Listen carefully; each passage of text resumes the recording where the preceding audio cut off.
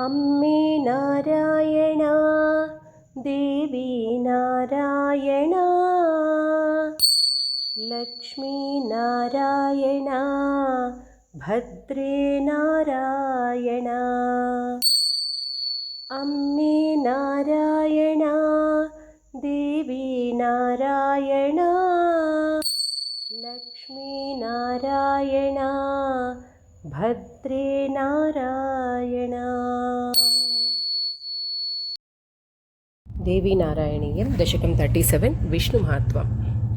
पुरा हरिस्त्वां किल सात्विकेन प्रसादयामास मखेन देवी सुरेषु तन्श्रेष्ठतमं च कर्थसतेन सर्वत्र बभूव पूज्यः।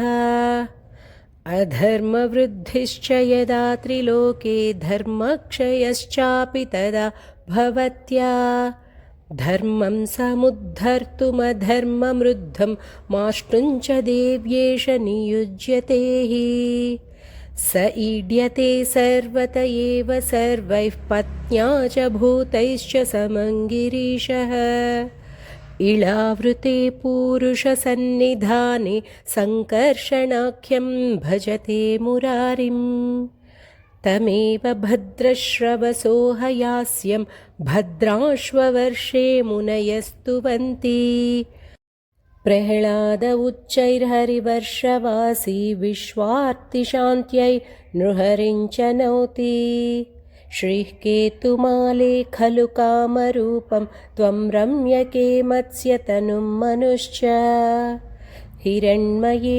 कूर्मशरीरभाजां सुवन्ति नारायण मर्यमा च महावराहं कुरुषुत्तरेषु भूराघवं किं पुरुषे हनुमान् तन्नारदो भारतवर्षवर्ति नरं च नारायणमाश्रयन्ते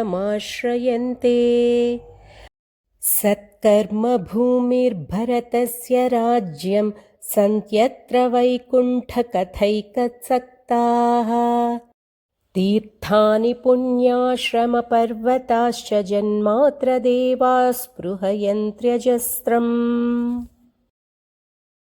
प्रह्लादपौत्रः सुतलाधिवासः सुरक्षितश्चात्मनिवेदनेन वार्धक्यरागक्लमभीतिमुक्तो महाबलिर्वामनमेव नौति सहस्रशीर्षः शिरसा दधत्क्ष्मां हलीहरेस्तामसमूर्तिरार्तैः संस्तूयमानः सह नागकन्यैः पातालमूले च सलीलमास्ते विचित्ररूपं जगतां हिताय सर्वे स्तुवन्त्यच्युतमिद्धभक्त्या येनं कुरु त्वं वरदानदक्षं मातः कृपार्द्रे वरदे नमस्ते।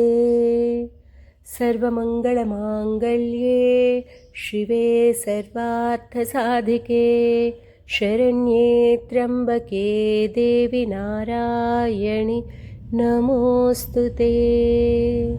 जय आदिपराशक्ति की जय।